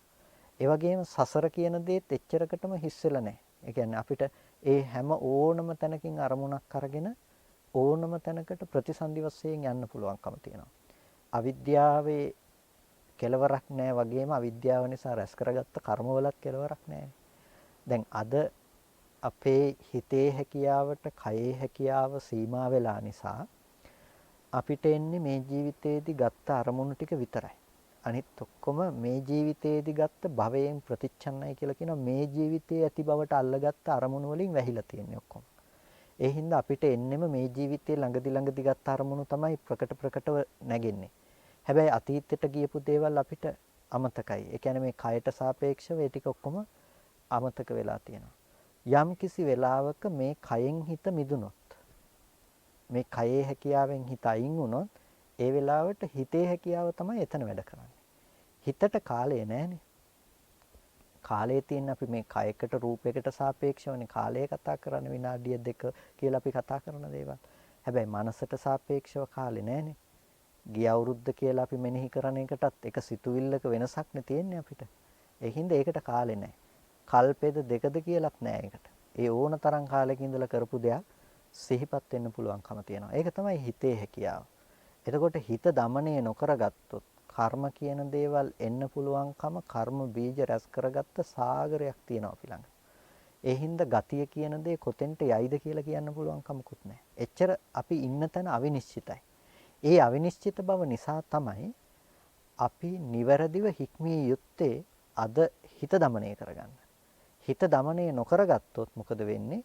අර හැම තැනකම එන නිමිති ඇසුරු වෙන්න සිද්ධ වෙනවා. අද පේන රූප ටිකේ මේ අඩු වෙලා තියෙන, ඒ කියන්නේ අර සසරේ ඉඳන් කරපු මහා විතර්කවල හිත විසිරෙන්නේ නැතුව එක පුංචි සීමාවක විතරයි මේ හිත කියන සතාව නතර කරලා තියෙන්නේ. හිත කියන්නේ මහා දරුණු සතෙක් නම් ඒ සතාව අද බොහොම කොටු කරලා සීමා සහිත තැනක මේ නතර කරලා තියෙන්නේ. මේ ජීවිතේ ගත්ත අරමුණු ටික විතරයි අද අපිට තියෙන්නේ. හැබැයි යම් වෙලාවක මේ ජීවිතේ ගත්ත අරමුණු ටික අතහැරෙන තැන කොටු කිරීම අතහැරුණොත් එහෙම කොයි විදිහට එයිද කියලා කියන්න පුළුවන් කමක් නැත්තේ. ඒ හින්දා තමයි මේ කොටු කරගත්ත වෙලාවේ මේක দমনය කරගන්න ඕන කියලා කියන්නේ. එතකොට අපි කොටු කරගත්ත වෙලාවේ দমনය කරගන්න ඕන කියලා කියන්නේ මේ අරමුණු ටිකේ ඇත්ත දකින්න බෑ නම් අපි හිතන්න එපා මොන වෙලාවකවත් මරණාසන්න මොහොතේ නම් සිහිය උපද්ද ගන්න පුළුවන් වෙයි කියලා. ඇයි අනන්ත අප්‍රමාණ සසරක කරපු මහා කර්ම ප්‍රවාහයක් තියෙනවා. එදාට එන්නේ මේ කයෙන් ගත්ත අරමුණු විතරක් නෙමෙයි. සසරේ ඉඳලා ගත්ත ඕන අරමුණක් එන්න පුළුවන්කම තියෙන. එදාට අපිට ඕන විදිහට අරමුණු දකින්න පුළුවන් කමක් නැහැ අපිට. ඒ කියන්නේ හීනේ පේනකොට හීනයකින් බය වෙනකොට අපිට පුළුවන් කමක් නැහැ මේක හීනයක් කියලා දැකලා හීනෙන් නැගිටින්න. ඒ වගේම තමයි සසරේ ඉඳන් කරපු කර්ම තියෙනවා නම් සසරේ ඉඳන් කරපු කර්මවල දේ අපිට පෙන්눔 කරනකොටත් එතනින් අපිට මේක වැරදි කියලා නැගිටින්න පුළුවන් කමක් නැහැ. අද මේ කායික මට්ටම තියෙන නිසා තමයි අපිට ඒක පහසුවක් තියෙන්නේ. ඒක හීනයක් කියලා කියන්නේ අද මේ තියෙන ප්‍රകൃතියට සාපේක්ෂවනේ. හැබැයි හීනේ පේන වෙලාවට හීනේ ඇත්තමනේ. එහෙනම් මේ කය අතහැරිලා ඒක ඒ මට්ටම මානසික මට්ටම ජීවිතේ වෙනකොට ඒ ඕන දෙයක් අපිට මැවිලා පේන්න පුළුවන් හැකියාව හිතේ විතර්කමය හැකියාව පවතිනවා. ඒ හින්දා හරි පරිස්සම් වෙන්න ඕනේ මේ කායික හැකියාව තියෙන කාලෙදී අපි පුළුවන් තරම් නිවන් දකින්න උත්සාහවත් වෙන තැනට හිත ගන්න. අපි සියලු රූපායතනයන්ගෙන් මිදෙනවා එක තැනකින් මිදුණා. එක රූපයක ඇත්ත දැක්කොත් ඇත්තටම රූපායතන ස්වභාවය ඇත්ත දැක්කොත් සියලු රූපායතන ඇත්ත තමයි දැකලා තියෙන්නේ. අඟුලිමාල තෙරුන් වහන්සේ මිදුනේ අර මරපු ඔක්කොම පුද්ගලයන්ගෙන් මිදුණනේ. ආය සසරට යන්න කිසිම හේතුවක් ඇත්තේ නැහනේ. මරපු කෙනෙක් කවුරුත් ඇත්තේ නැති කළා අන්තිමේට. මරපු මිනිස්සුયો නෑ. මරපු මිනිස්සුયો නැත්තම් මිනිස්සු මරපු කර්ම වෙන්න පුළුවන් කමකුත් නැහනේ. ප්‍රතිසන්දි පිණිස හේතු වෙනවා නම් ඒ කර්මය ඒ සියලු කර්මය නැති කළා දැම්මා. ඇයි කර්මය නැති කළේ? මරන්න මිනිස්සු හිටියානම් මරපු මිනිස්සුත් හිටියානම් අනිවාර්යෙන් විඥානක් හිටියක් ඒක හිත බැස ගන්නවම තමයි අර මිනිස්සු මරපු දේ අසුරු කරගෙන. හැබැයි මරපු මිනිස්සු කියන තැන හම්බ වෙන්නේ නැත්තම් මරන්න මිනිස්සු හිටියෙත් නැත්තම් වර්තමානයේ ඇත්තෙත් නැත්තම් අනාගතයට හම්බ වෙන්නෙත් නැත්තම් හටගෙන නිරුද්ධ වුණ රූපයත් හටගෙන නිරුද්ධ වෙන තමන්ගේ මනස කියන ආයතනයන්ගේ හටගෙන නිරුද්ධ වෙන බව හම්බ වෙනවා. අන්න ඒ ආයතනයන්ගේ හටගෙන නිරුද්ධ වෙන බව හම්බ වෙන තැනක කිසිම විදිහකින් පුද්ගල බවක හට ගැනීමක් නැත්තම් මිදිලා තියෙන්නේ දැන් අර මරපු ඔක්කොගෙම මිදිලා තියෙන්නේ. ඇයි සියලු කර්මයන්ගෙන් මිදිලා. ඒ විදිහටම අපිට එක රූපායතනයකින් අද දවසේදී මිදුනොත් මිදිලා තියෙන අනන්ත සසරේ ඉඳලා කරපු අර සියලු කර්මයන්ගෙන් අපිට මිදෙන්න පුළුවන්කම තියෙනවා. ඒ හින්දා দমনය කරගන්න තියෙන එකම හිතයි. මනෝ විතර්ක ටික එළියට නොදී අල්ලගෙන තියාගන්න එක. ඒක තියාගන්න පුළුවන් කමක් නැහැ අපිට රූපයේ අනිත්‍ය දකින්න නැත්තම්. ඒ නිසා අපි මුලින්ම රූපයේ අනිත්‍ය දකින්න ඕනේ. අනිත්‍ය එකපාර පේන්නේ නැති වෙන නිසා තමයි අපි ඉන්න මට්ටම බොරු කරන්න අවශ්‍ය නිසා තමයි සතර සතිපට්ඨානයක් දේශනා කරන්නේ. එතකොට මේ සතර සතිපට්ඨානයෙන් කරන්නේ මේ සත්වයක් ඉන්නවා පුද්ගලයෙක් ඉන්නවා කියලා අපිට හම්බෙන මේ රළු මට්ටමේ තියෙන ස්වභාවය යටපත් කරලා දාන එක. ඒ කියන්නේ මේ මමමයි ජීවත් වෙන්නේ මේ දරුවමයි ජීවත් වෙන්නේ කියන මට්ටම හොල්ලලා දානවා. එයි කෙස් ලොම් නියද සම්මස්නහර ඇට මිදුළු මේ කොටස් ටික මෙනෙහි කරනකොට අපිට පේනවා කෙස් කියන ස්වභාවය අරගෙන බලනකොට මේ කෙස් කියන්නේ මමවත් මගේවත් නෙමෙයි. කෙස් කියන බව තුල මම හිටියේ නැහැ. ඊට පස්සේ මේ කෙස් කියන්නේ දරුවද කියලා බැලුවොත් කෙස් කියන්නේ දරුවවත් නෙමෙයි. කෙස් කියන්නේ අම්මද තාත්තද කියලා බැලුවොත් නෑ කෙස් කියන්නේ අම්මා තාත්තත් නෙමෙයි. අපිට පේනවා මේ කෙස් කියන ස්වභාවය එහෙම දෙයක් නෑනේ. ඒ විදිහටම ලොම් හම්මස් නහර එක එක අරගෙන බලනකොට එකකවත් සත්ත්ව පුද්ගල බවක් නෑ. එහෙනම් අපිට එතන තියෙන අනාත්ම ලක්ෂණයක් ප්‍රකට කරනවා. ඒ කියන්නේ මේ එකක්වත් සත්ත්ව පුද්ගල භවෙන් ඇසුරු කරන්න පුළුවන් තැනක නෙමෙයිනේ තියෙන්නේ කියන අවබෝධය අපිට සතිපට්ඨානය තුල ගෙනල්ලා දෙනවා. ඒක තමයි සතිපට්ඨානෙ කරන මූලිකම දේ වෙන්නේ. අන්න ඒ විදිහට යනකොට තමයි මේ අනාත්ම ධර්මතා ටිකක් ඇති තැනක අපිට එහෙනම් කොහොමද පුද්ගලයෙක් හම්බුනේ කියන ප්‍රශ්නේ අපිට හම්බ වෙන්නේ. එතකොට මේ එකක්වත් සත්වයක් නෙවෙයි නම් පුද්ගලයෙක් නෙවෙයි නම් සත්ව පුද්ගලයෝ නොවන අනාත්ම ධර්මතා ටිකක් ඇති තැනක අපි තම තමන්ගේ මනස තුලම සකස් කරගත්ත දෙයකින් නේද පුද්ගල බව හදාගත්තේ. රූපයේ ස්වභාවය හටගෙන නිරුද්ධ වෙන බව නේද කියලා අපිට පුළුවන්කම තියනවා ඒ ඔස්සේ Nirodhe අනුව දකිමින් වාසය කරන්න. එතකොට මේ සතිපට්ඨානය අනුව බලමින් වාසය කරනකොට අපිට ඉස්සෙල්ලාම අර රළු මට්ටමේ තියෙන කෙලෙස් ටික මුලින් දුරු කරගන්න පුළුවන්. ඒ මට්ටමේ කෙලෙස් ටික දුරු වෙන කෙනාට තමයි ස්කන්ධ මට්ටම ප්‍රකට වෙන්නේ. ස්කන්ධ වශයෙන් මෙනෙහි කරන්න පුළුවන්කම තියෙන්නේ.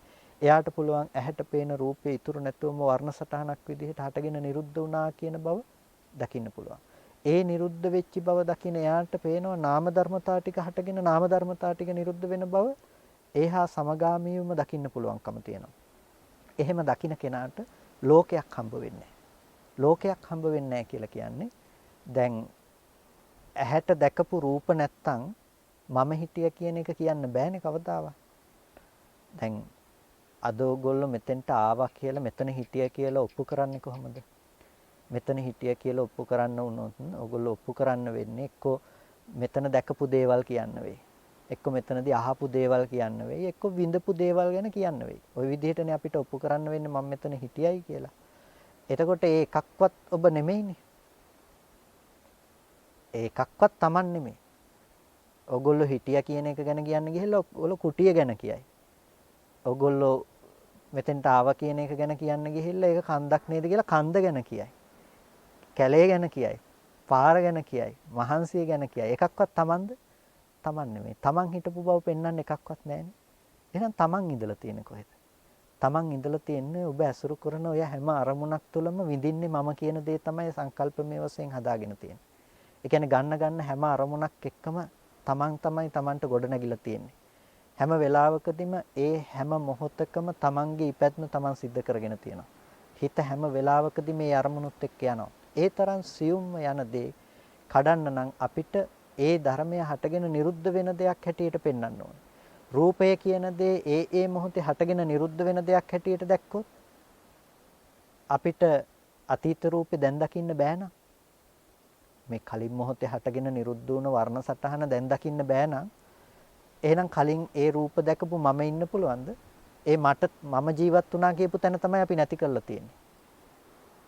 අපි මේ මම ජීවත් වුණා කියපු බාහිර ආයතනය තමයි නැති කරලා තියෙන්නේ. මම දැක්ක කියපු දේ අපි නැති කරලා තියෙනවා. එහෙනම් දැකපු මම පවත්තන්න තැනක් නැති වෙලා තියෙනවා. ඒ කියන්නේ අපි අර කිව්වනේ අර ප්‍රොජෙක්ෂන් එක දාන්න පතිත කරන්න තැනක් නැහැ කියලා, බිත්තියක් නැහැ කියලා. අන්න ඒ වගේ ඔබට ආයතන ටික බාහිරව හම්බ වෙන්නේ නැත්තම් මෙහි ඇති කරන දේ පතිත කරන්න තැනක් නැති නිසා ඒක නොපෙනී යනවා. ඒකට කියනවා අනුත්පාද නිරෝධයක් කියලා. ඒ කියන්නේ නොහට ගන්න බවකට ගිහිල්ලා. ඒ කියන්නේ අම්මා ලෝකේ ජීවත් වෙනවා. අම්මා ජීවත් වෙනකොට ඔබ අම්මට තණ්හා නොකර ඉන්නව නෙමෙයි. තණ්හා නොකර ඉන්න අම්මා කියලා දෙයක් හම්බ වෙන්නේ නැහැ. ඇයි ඔබට ලෝකයක් හම්බ වෙන්නේ නැති කම නිසා. එතකොට කෙනෙකුට හිතෙන්න පුළුවන් එහෙනම් අම්මට සලකන්නේ නැති වෙයිද, අම්මා ගැන බලන්නේ නැති වෙයිද කියලා. නෑ, සම්මුති නුවණ නෙමෙයි මේ නැති වෙලා තියෙන්නේ. මොකද ප්‍රශ්නේ තිබුණේ දැනගන්න එකේ නෙමෙයි. දැනගන්නේ එළියේ තියෙන දෙයි කියලා දැනගත්ත දේ එළියට දාලා බලන එකේ ප්‍රශ්නේ තිබුණේ. ඒ කියන්නේ ප්‍රශ්නේ තිබුණේ එළියට අර බිත්තියට පතිත කරලා ඒක වින්දන ලෝකයක් එළිය හදාගන්න එකේ මිසක දැන ගැනීම තුල නෙමෙයි ප්‍රශ්නේ තිබුණේ. කැමරාවීමේ නෙමෙයි ප්‍රශ්නේ තිබුණේ, ඒක එළියට පතිත කරලා බලන එකේ ප්‍රශ්නේ තිබුණේ. ඒ හින්දා නැති කරන්නේ එළියට පතිත කරලා බලන කොටස මිසක දැනගන්න කොටස නෙමෙයි. ඒ නිසා අම්මා දැක්කොත් අම්මා කියලා අඳුන ගන්න බැරි වෙනව එහෙම නෙමෙයි. අඳුන ගනි. අඳුන ගන්න දේ එළියේ තියෙන දෙයි කියලා රැවටෙන මෝඩකම නෑ හැබැයි. ඒකෙන්ද එයාට ලෝකෙ තුල ඉන්න අම්මා ඉන්නවද කියලා අහුවොත් එයාට දෙන්න වෙන උත්තරේ අම්මා ඉන්න ලෝකයක් හම්බ වෙන්නේ නැහැ කියලා. හැබැයි අම්මව දැකලා නැද්ද කියලා අම්මට සලකලා නැද්ද කියලා අහුවොත් නෑ, එයා සලකලා තියෙනවා. අපිට තර්ක කරන්න පුළුවන් ලෝකය තියෙන අපිට ලෝකේ ඇත්ත කරගත්ත අපිට ආර රහතන් වහන්සේත් අම්මට සලකන්නේ කියලා අපිට හිතන්න පුළුවන්. ඇත්තම කතාව රහතන් වහන්සේට සලකන්න අම්මා කෙනෙක් හෝ තමන්ව හම්බ වෙලත් නැහැ. ඒ නිසා තමයි රහත් කියලා කියන්නේ. ඒ නිසා ඒ බඳු සියුම් වුණ දර්ශනයකට අපේ හිත අරගෙන යන්න තියෙනවා. ඒ සියුම් වුණ දර්ශනයකට අපිට අරගෙන යනකොට අර වගේ සතර සතිපට්ඨානයක ඉඳලා අපේ මනස ක්‍රමක්‍රමයෙන් දියුණු කරගෙන අපිට ඉදිරියට යන්න සිද්ධ වෙනවා. ඒ හින්දා පුංචි තැන ඉඳලා අපිට පටන් ගන්න තියෙන්නේ. ඒ කියන්නේ අද ඔබ ඉන්න මට්ටම බොරුවක් කියලා ඔබට පෙන්වලා දෙන්න පුළුවන් නම් ඒක ඊටාම ප්‍රායෝගිකයි. විදර්ශනාව පැත්තෙන් පටන් ගන්නවා නම් ඔබට ඇති බවට හම්බ වෙන එක අරමුණක් දිහා බලාගෙන ඒ අරමුණේ ඇත්ත දකින්න පුළුවන් නම් හැම වෙලාවකදීම ඒ අරමුණ ගැන මානසිකාරය කරන්න පුළුවන් නම් ඒක ඊටාම ප්‍රායෝගිකව කරන්න පුළුවන් දෙයක්. ඒ වගේම එහෙම නැත්නම් ඔබට හැම වෙලාවකදීම ඒ විදිහට එක අරමුණක තියෙන දේ ගැන නුවණ ඇති කරගෙන ඔබට සිහිය පවත්වන්න පුළුවන් නම් තමන් කියන බව ගොඩනගෙන පැත්ත ගැන. ඒ කියන්නේ දැන් අපි හිතමුකෝ මෙතන කුටිය තියෙනවා කියලා අපි දැනගන්නවා කියලා. මේකේ කුටිය සහ තමන්ව බෙදා ගන්න පොඩ්ඩක් උත්සාහවත් වෙන්නකෝ. මොකද්ද කුටිය කියන්නේ, මොකද්ද තමන් කියන්නේ කියලා. සතර මහා ධාතුව සහ උපාදාය රූප කියන එක කුටියක් නෙමෙයි. එතකොට අපි කියනවා ඒකට රූපස්කන්ධය කියලා. රූපස්කන්ධයේ ඇති තැනක කුටිය කියලා එකක් අපි මෙහි දැනගත්තා. දැනගත් එක කුටියක් නෙමෙයි. එතකොට කුටිය කියන එක පනවන්න දෙයක් හම්බෙලා නැහැ. එතකොට අපි කුටිය කියලා ඇසුරු කරලා තියෙන්නේ ස්කන්ධ ටිකක්. රූප, වේදනා, සංඥා, සංස්කාර, විඥාන කියන ටිකේ ප්‍රතිඵලයෙන් අපිට කුටියක් හම්බ වෙනකම. එතකොට කුටිය කියන එකේ ගොඩනගලා තියෙන්නේ රූප, වේදනා, සංඥා, සංකාර, විඥාන කියන ස්කන්ධ ටිකක් මත. එතකොට කුටිය දැකපු මම ඒ ටික මොකද්ද? හයවෙනි ස්කන්ධයක් නැහැනේ මම වූ ස්කන්ධය කියලා. මේ ස්කන්ධ පංචකයමනේ. එහෙනම් කුටිය පේනවා කියන උපාදානස්කන්ධයම තමයි මේ වෙලාවේදී මම වෙලා තියෙන්නේ. එතකොට කුටිය ඇති බවට හම්බ වෙන කමම තමන් කරගෙන තමන් කියන කමම කුටිය හම්බ වෙන බව දෙකම එකක් කරගෙනනේ අපි ජීවත් වෙන්නේ. ඒ හින්දා අපි ඕක ඔය කාරණාව දැක්කොත් එහෙම ලෝකේ බොහොම වේගෙන් කෙලස් දුරු කරගන්න පුළුවන්. ඇලීම් ගැටීම් දෙක බොහොම වේගෙන් නැති කරගන්න පුළුවන්. ඒ කියන්නේ ඔගොල්ලෝ තරහක් ඇති කරගන්නවා නම් කෙනෙක් ගැන Tamanටම දකින්න පුළුවන් නම් ඔබ තරහ ඇති කරගන්නේ ඇත්තටම තව කෙනෙක් ගැනද ඒ කෙනා හොඳ නැහැ කියලා ඇති කරගත්ත ස්කන්ධ පංචකයක් පිළිබඳව. අපි තරහ ඇති කරගෙන තියෙන්නේ දැන් ඔගොල්ලෝ අකමැතිම කෙනෙක් සිහිපත් කරගත්තොත් අකමැති කෙනා ගැනද අකමැති කෙනා ඉන්නවා කියලා ගත්ත රූප වේදනා සංඥා සංකාර විඥාන කියන සිත සහ සිතුවිලි රූපේ කියන ටික ගැනද. අපි පවත්වලා තියෙන්නේ ස්කන්ධ පංචකය, උපාදාන ස්කන්ධ පංචකය. එතකොට ඒ වෙලාවේදී මම කවුද? ඒ අසුරු කරන කෙනානේ මම උන්නේ. නැතිනම් ඒ ස්කන්ධ ටිකම තමයි මමත්වය හදන්නත් වැය වෙලා තියෙන්නේ. එක පැත්තකින් තරහ කෙනා, එක පැත්තකින් මම. දැන් ගැටීම ඇති කරගත්තෙත් ඒ ස්කන්ධ ටික ගැනම නම් මම උනේත් ඒ ස්කන්ධ ටික පිළිබඳවම නම් තරහ කෙනා උනේත් ඒ ස්කන්ධ ටිකම නම් දැන් මේ ගැටීම ඇති කරගෙන තියෙන්නේ මොකක් ගැනද? එක පැත්තකින් අපි බල්ලා කියනවා තරහ කෙනා ගැන කියලා, අනිත් පැත්තෙන් බැලුවොත් එහෙම මේක ඇති කරගෙන තියෙන්නේ තමන් පිළිබඳවමයි. එතකොට මම තරහ මිනිස්සයාට ගහන්න කැමතියි කියලා කියන එකෙන් අනිත් පැත්තෙන් කියවෙන්නේ නැද්ද මම ගහන්න කැමතිද මටමයි කියලා? කැමැත්තට විපාකේ හම්බ වෙනවා. අපි එහෙම ගිහිල්ලා ගැහුවාම Tamanට කැමති දේ ලබන්න පුළුවන්කම තියෙනවා. තව කෙනෙකුට දාන දෙනවා කියලා අපි කිව්වනේ. දාන දෙනවා කියන එකෙන් ඒ දේ ලැබෙන්නේ ඇයි? අපි දෙනවා කියන එකෙන් අපි කරලා තියෙන ඒ දේ Tamanටම තමයි අපි කැමති වෙලා තියෙන්නේ. ඒ නිසා ඒ දේ ලබන්නෙක් බවට Tamanපත් වෙලා තියෙනවා. එතන එහෙම කර්මය සහ විපාක කියලා ධර්මතාවයක් තියෙනවා. අපි තව කෙනෙක් මරන්න කැමතියි කියලා කිව්වට සතෙක් මරනවා කියලා කිව්වට අපි ඇත්තටම මරන්න කැමති වෙලා තියෙන්නේ කොහෙද? අපි මරන්න කැමති වෙලා තියෙන්නේ අර ස්කන්ධ ටිකේ පැවැත්මට කැමති වෙලා නැහැ. ඒ ඇති කරගත්තු ද්වේෂයේ විපාකය මොකද්ද? තමන්ට අකමැති වෙනකොට අකමැති විදියටම වැඩි කල ජීවත් වෙන්න බැරි අල්පායුෂ්ක කෙනෙක් වෙලා උපදිනවා. අපි රහමෙර පානය කරන්නේ ප්‍රකෘති මානසික මට්ටමටයි අකමැති. එතකොට විකෘති මානසික මට්ටම නිකම්ම හම්බෙලම උපදිනවා. කැමති විදියට විපාකේ හදාගන්න පුළුවන්. අපහසුවකින් තොරවම. ඒක හැබැයි අපි බලන පැත්තෙන් නෙමෙයි වෙනම පැත්තකින් තමයි ක්‍රියාත්මක වෙන්නේ. අපි හිතාගෙන ඉන්නේ මම තරහ ගන්න වෙන මිනිස්සෙක් එක්ක කියලා. ඇත්තටම අපි තරහ අරගෙන වෙන මිනිස්සෙක් එක්ක නෙමෙයි තමන් කරගත්ත ස්කන්ධ ටිකක් පිළිබඳවයි කියලා අපිට පේන්නේ නැහැ. හැබැයි අපි මේ ටික දෙකක් කරගන්න හැම වෙලාවකදීම ඔබ උත්සාහවත් වුණොත් මහන්සි වුණොත් ඔබට පෙනෙයි කොච්චර වේගෙන් තරහසිත නැති වෙනවද කියලා. ඇයි තමන් ගැන තරහ තියාගෙන ඉන්න කැමතිද? අපි තරහ පවත්වන්නෙම තව මිනිස්සෙක් ගැන හිතලානේ. හැබැයි තව මිනිස්සෙක් කියන තැන ඉක්මවා ගිහිල්ලා තමන් ගැනමයි මේක පවත්වන්නේ කියලා පෙනුනොත් තරහට පැවැත්මක් නැති වෙලා තියෙනවා. එතකොට අපිට ඇලීම් සහ ගැටීම් කියන මේවා නැති කරගන්න පුළුවන් තවත් ක්‍රමයක් මේක. මේ විදිහට තමන්ගේ මනස ධර්මයේ පැත්තෙන් හොඳට හික්මව ගන්න. ධර්මයේ පැත්තෙන් විවිධ විදිහට සම්මර්ෂණය කරමින් මේ කාරණාවට හිත තියන්න. ඒ විදිහට හිත තියනකොට ඔබට බොහෝම වේගයෙන් හිත සමාධි කරගන්න පුළුවන් වෙයි. බොහොම වේගෙන් හිත එකඟ කරගන්න පුළුවන් වෙයි. ඒ නිසා මේ විදිහේ කුසල ධර්ම කරන එකෙන් අපිට යහපතක් සිද්ධ වෙනවා. හොඳක් සිද්ධ වෙනවා. අලෝභ ද්වේෂ සමෝහ සහගත සිතුවිලි කුසල නිස්ෘත මානසිකාර ඇති වෙනවා. ඒ වගේම සසරේ හිටියොත් කල්යාණ මිත්‍ර සේවනය ලැබෙන්න පුළුවන්. සත්පුරුෂ ආශ්‍රය ලැබෙන්න පුළුවන්. ධර්ම ශ්‍රවණය කරන්න පුළුවන්. වටපිටාවක් ලැබෙන්නට අවශ්‍ය සියලු කටයුතු ටික මේ ඔස්සේ අපි සිද්ධ කරනවා. ඒ ලෞකික කුසලයේ පැත්ත දියුණු කිරීම තුළ මේ ටික අපිට ලබන්න පුළුවන්කම තියෙනවා. ඒ කුසලයේ ඒ පැත්තෙන් සිද්ධ කරනවා වගේම අපි මේ ඔස්සේ ගිහිල්ලා ඒ නිවීම ලබා ගන්න පැත්තට අපේ මනස පත් කර ගන්නට ඕනේ. එතකොට තමයි මේ කුසලයේ තව තවත් අර්ථාන්විත වෙන්නේ. අපි කරගත්ත දේ අනුව ගිහිල්ලා අපිට තව දුරටත් ප්‍රතිපදාව පුරා ගන්න අපිට පුළුවන්කම තියෙන්නේ. ඒ හින්දා මේ කුසලය මෙතනින් ප්‍රමාණ කරන්න එපා. මෙතනින් අවසන් කියලා හිතන්නත් එපා. කොහොම හරි දිගින් දිගටම මේකත් එක්ක එලිලා යන්න. එක පැත්තකින් ලෞකික කුසලයේ දියුණු කරගන්න අපි අර කලින් කතා කළා වගේ ගැන මානසිකාරයේ පවත්තුමු. විදර්ශනාවකට ඒක පාදක කරගන්න ප්‍රඥාව දියුණු කරන පැත්තකට. ඒ නිසා හැම පැත්තකටම මේක උපකාර කරගන්න. එතකොට හැම කෙනාටම මේ කුසලය හැම පැත්තකින්ම බොහෝම යහපත පිණිස පවතී. ඉතින් අද දවසේදී මේ විදිහට ආවාස පූජාවන් සිද්ධ කරලා ධර්ම ශ්‍රවණය කරගෙන මේ හැම දිනාමත් ඒ වගේම මේකට සහසම්බන්ධ වුණ ඒ සිතුවිල්ලකින් පවා දායකත්වයේ දැක්වූ බොහෝ පිරිස් ඉන්නවා. ඒ සෑම සියලු දෙනාටත් අපි විශේෂයෙන් පුණ්‍යානුමෝදනා කරන්නට අවශ්‍යයි.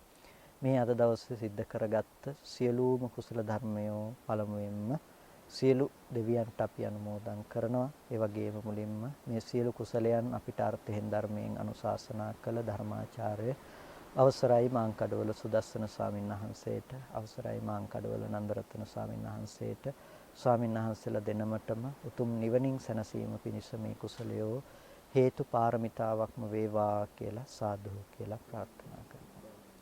ඒ වගේම සියලු දෙවියෝ මේ පින් අනුමෝදන් වල ලබත්වා සියලු දෙවියන්ට උතුම් නිවනින් සැනසෙන්නටම මේ හේතු පාරමිතාවක්ම වේවා කියලා සාදු කියලා දෙවියන්ට පින් අනුමෝදන් කරනවා.